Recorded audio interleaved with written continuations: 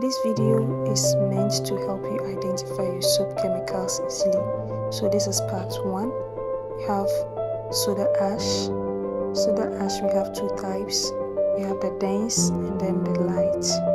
They are both the same, just that the dense has a density which is heavier as compared to the light. So in place of soda ash light, you can use the dense, but you use your scale to measure it. You can use a measuring cup to measure soda ash. If you want to use one in place of the other, you have to use a scale to measure it. So this is how the soda ash dense look like. It is not smooth, it has some granules in it. Okay, and then the soda ash light, it is very light and it is powdery. So this is how it looks. Kindly subscribe and like if you're enjoying this video. This is soda ash. They are all very reactive. So this is how the soda ash light looks like as compared to the dense. You can use it in place of the other. And our next item is our sodium benzoate, which is one of our preservatives that we use for soaps and cosmetic. It is very light in weight and it looks like powder. So always label your chemicals well because they look alike. The soda ash light and then the sodium benzoate, they look alike. Okay, so this is our hypochlorite. This is one of the chemicals that we use for our bleach. So it's very reactive. It's very reactive. Always handle it with care. And then this is EDTA. EDTA is very useful if you are making soap, especially if your water is not good. Okay, so this is salt. We have types of salt. This is table salt that you can use for your soap and cosmetic production. And we also have the rock salt.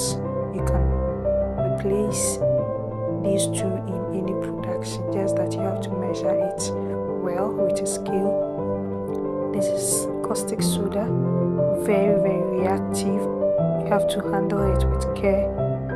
When you are dealing with caustic soda, you have to put caustic soda into water a little at a time, not the other way around, else you're going to have a chemical reaction which wouldn't be pleasant. This is my citric acid. Citric acid looks like sugar. So here, the citric acid is used to balance the pH of chemicals. And then this is our Texapon. This is our base, our soap base for liquid soap making and most of the household detergents that you have. This is Texapon.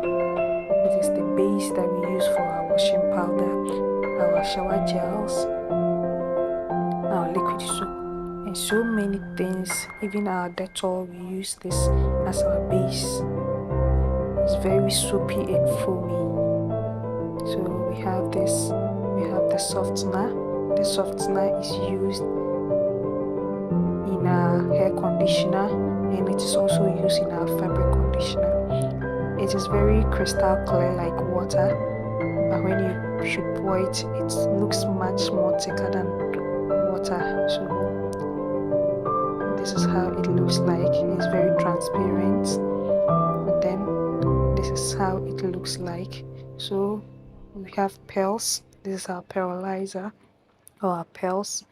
You use it to make your production looks attractive. It has a very shiny outlook if you should use it for your production. This is how the pearls look like. So you use it for your shower gel, your liquid soaps, and then your hair shampoos and hair conditioners, and you see that your products will be having a shiny outlook. This is how it looks like. Just applying a little on my finger and it is shining already. So that is how the pearls work. Now here we have types of alcohol in cosmetic and soap production. production. So this is ethanol, one of the alcohols that we use in our production. We have propylene glycol. Propylene glycol acts as a fixative, and then it helps you to dissolve things easily.